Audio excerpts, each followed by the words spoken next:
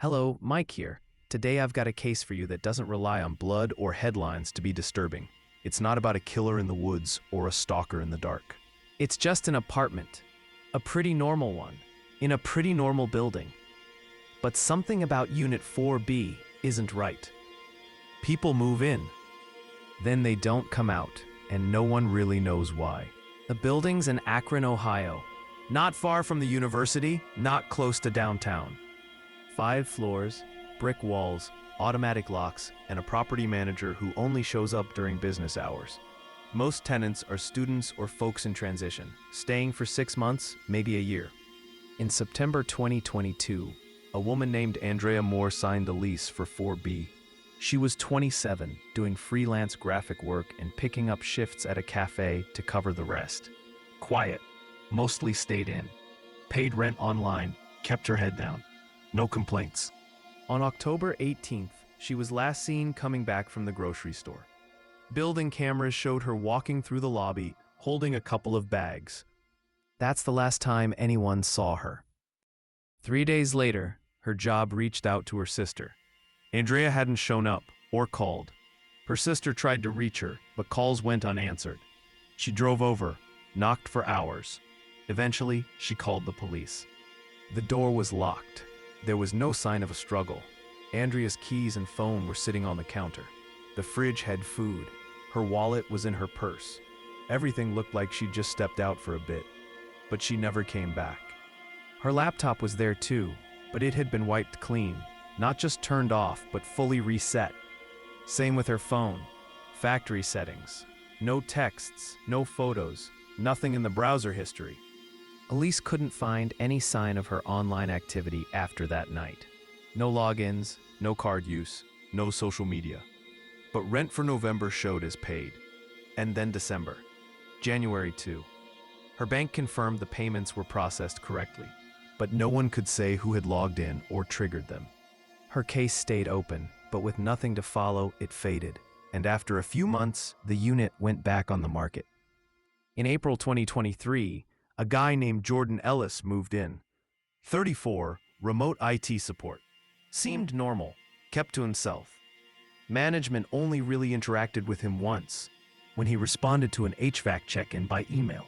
That was on May 3rd. He confirmed he'd be home the next day for the technician. The tech came, did the inspection, and left, all standard. By the following week, a few packages started stacking up outside his door. No noise from inside the unit.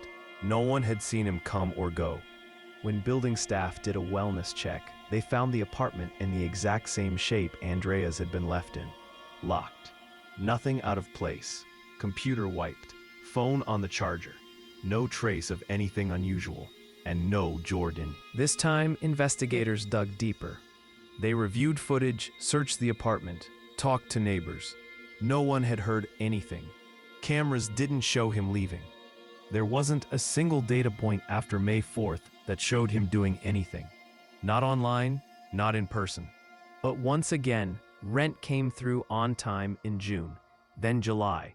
Whoever or whatever was behind this, the bills never stopped. By the time August rolled around, some people on staff were starting to feel strange about the unit. But officially, there was no rule against renting it out again. No proof of danger. Just 2 missing people, and no clear connection. So, 4B was rented again. Haley Tran moved in on August 22nd. 23, studying chemistry at the University of Akron. Had a cat named Miso. Signed a 6-month lease. Paid the first 2 months up front. Brought her own mini espresso machine. Her friends helped her move in. She was active. Went to class, texted her mom every day. Posted on Instagram stories. Everything was fine for the first few weeks. Then on September 24th, her TA reported she hadn't shown up for a lab. A few friends tried calling. Her phone rang, but no one picked up. Her mom came by that evening. She'd driven from Columbus. When no one answered the door, she called the building manager. Elif were called shortly after. The apartment told a familiar story. Door locked, lights off. Cat still inside, hungry but unharmed. Haley's bag was by the door. Her laptop and tablet were on the desk, both factory reset. And just like before, there wasn't a single sign that anything had gone wrong. No mess, no struggle, no camera footage of her leaving the building. This time, though, they noticed something new. On the hallway camera outside Unit 4B, around 3:14 a.m. the night she disappeared, a glitch happened. Just a blur, but there was clearly someone standing in front of her door. The image froze for about 7 seconds, then resumed. The figure was gone.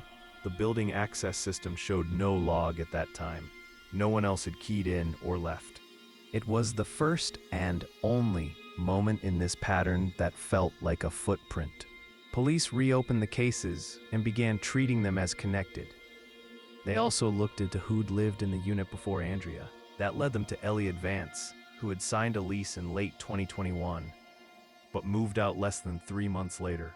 His original file had a note, "Lease ended early, tenant reported lock tampering." When investigators tracked him down, Elliot was still rattled. He remembered waking up a few times to find the chain lock dangling, even though he always locked it before sleeping. Once, he said he found the hallway light on when he was sure he'd left it off. He didn't hear anything loud, just faint noises, like movement inside the walls. He filed 2 reports with building management and left the lease early. At the time, they assumed he was paranoid. Now, maybe not. Forensics teams went over 4B in detail. They checked the vents, floorboards, wiring. No hidden access points, no secret crawl spaces, nothing under the carpet, nothing behind the mirror. They even brought in heat sensors and sound analysis tools. The unit was just a unit, clean, boring, normal. Still, the pattern was hard to ignore. 3 people, different backgrounds, different routines. None of them had any connection to each other. All gone. All left behind a factory reset device.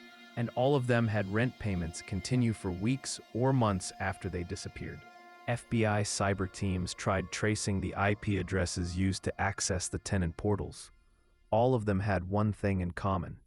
They were masked by VPNs. No match to physical locations. Just scattered global nodes, Sweden, South Korea, Canada, then back to the US. It wasn't just someone being careful. It was deliberate, cold, consistent. As of now, the building has kept Unit 4B sealed. There's no leasing sign, no furniture inside. It's listed as inactive on the internal system. And there's no update on the missing persons. Andrea Moore, Jordan Ellis, and Haley Tran are still gone.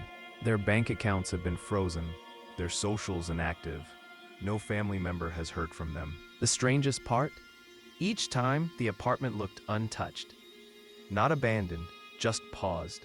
Like someone stepped out mid-routine and forgot to come back. Police haven't made any arrests.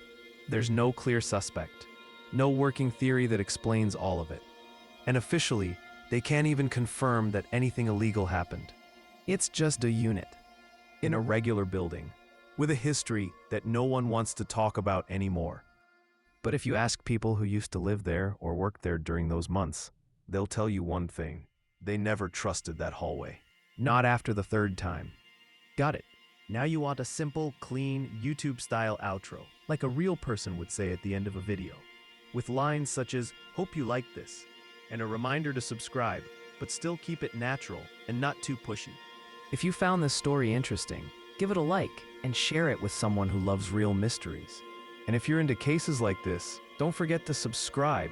There's more coming soon.